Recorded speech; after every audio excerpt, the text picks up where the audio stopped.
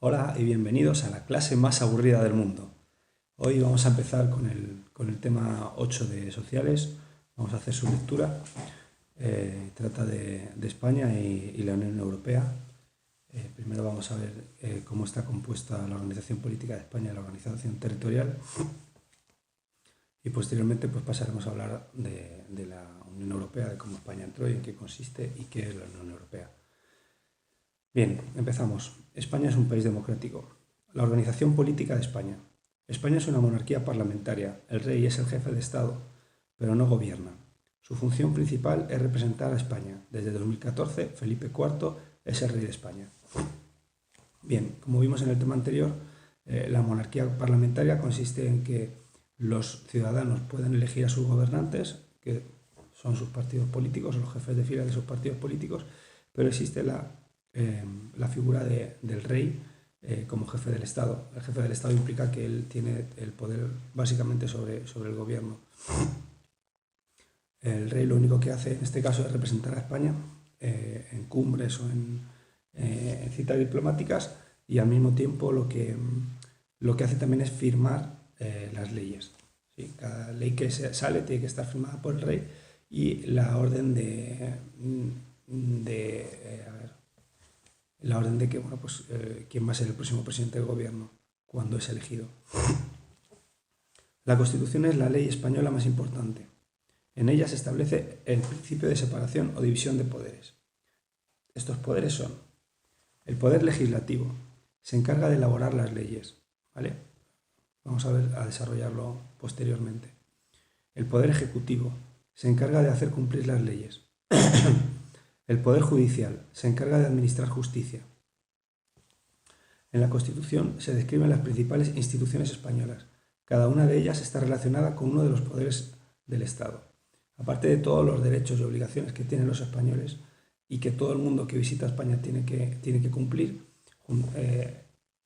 todo esto se desarrolla a través de las leyes, y quien es encargado de desarrollarlo sería el Poder Ejecutivo, que es el gobierno, el presidente del gobierno, los ministros, el Congreso, ¿vale?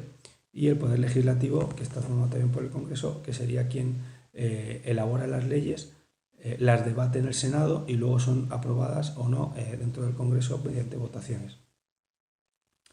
Vamos con el Poder Legislativo. Poder Legislativo. Las Cortes Generales elaboran las leyes, aprueban los presupuestos del Estado y controlan al Gobierno. Está formado por el Congreso de los Diputados y el Senado. Sus miembros son elegidos por los españoles mayores de 18 años cada 4 años. Es decir, en las elecciones generales lo que la gente hace es elegir sus representantes que van a formar parte de estas Cortes Generales, ¿vale? Congreso de Diputados o Senado. El Congreso de Diputados son los congresistas y los senadores formarían el Senado. Una sirve para elaborar leyes, la otra es para discutirlas, y una vez que el Senado ha discutido y ha aprobado, ha pasado esa ley, se vuelve a llevar a votación al Congreso de Diputados. Para ello, para ser aprobado tiene que haber una mayoría simple, es decir, tiene que haber la mitad más uno de los congresistas que voten a favor. Si el voto es en contra, pues esa ley no sale.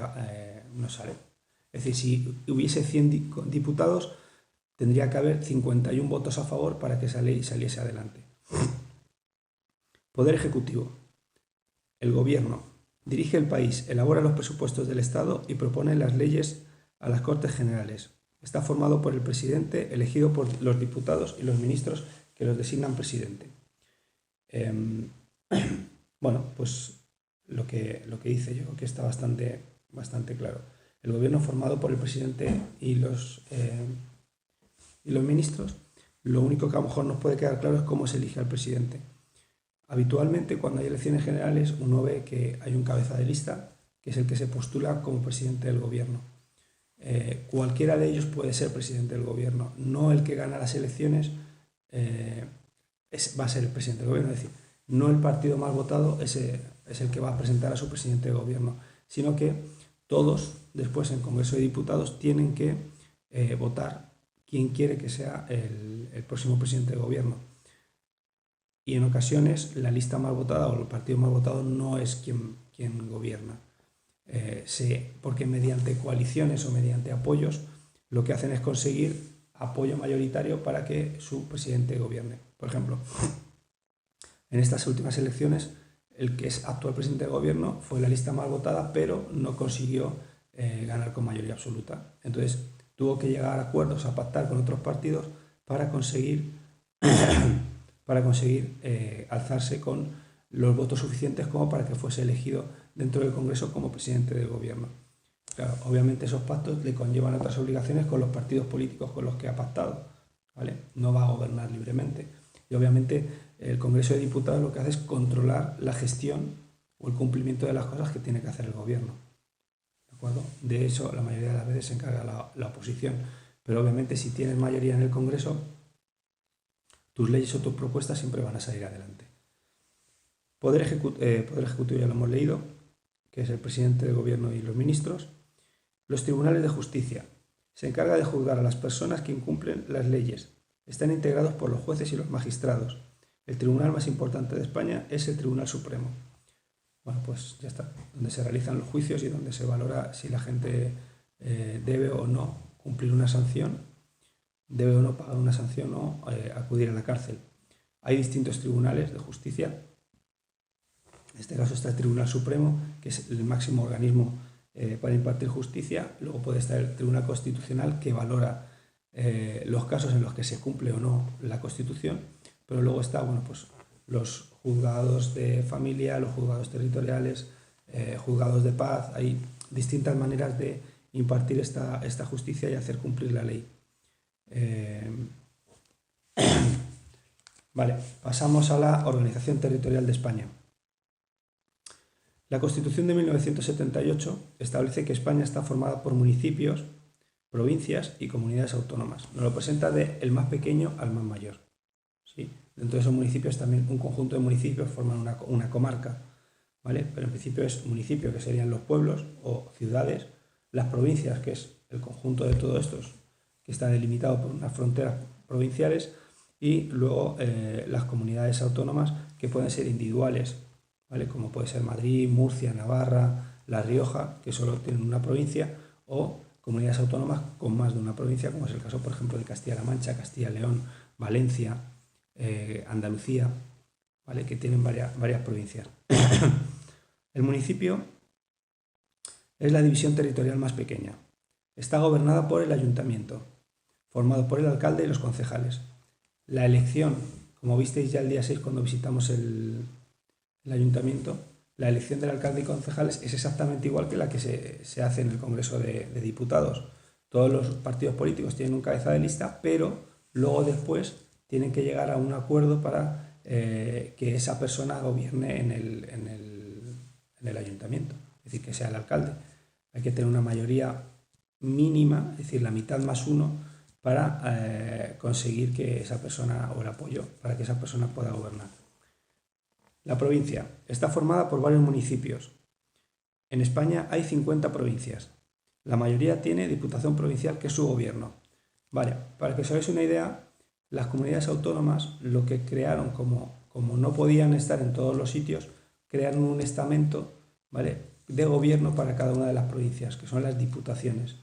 Es algo que hace unos años se quería quitar porque no se le encontraba un valor, pero bueno, ahí sigue estando. Digamos que es una forma de gobierno intermedia entre lo que sería el ayuntamiento y la presidencia de comunidad autónoma. Las comunidades autónomas. España cuenta con 17 comunidades autónomas y las ciudades autónomas de Ceuta y Melilla. Cada comunidad tiene su estatuto de autonomía, es decir, una legislación independiente que siempre tiene que estar basada en las leyes que establece el gobierno y que tienen que cumplir con la Constitución. Es decir, el gobierno lanza una ley y cada comunidad autónoma la puede desarrollar a su manera, ¿vale?, mediante decretos. ¿De acuerdo? Es decir, hay una ley de educación y cada comunidad autónoma lo que hace es elaborarla a su manera para que sea lo mejor posible a las ideas de su comunidad autónoma o a lo que ellos crean conveniente. En él se recogen sus instituciones como el Parlamento y el Gobierno autonómicos y sus competencias, que son los asuntos sobre los que gobierna la comunidad autónoma, por ejemplo, educación y sanidad. El proceso de creación de las comunidades autónomas comenzó en 1979, con la aprobación de los Estatutos de Autonomía de Cataluña y País Vasco, y finalizó en 1995 con la designación de Ceuta y Melilla como ciudades autónomas. Si os dais cuenta, no hace mucho tiempo de esto, ¿vale?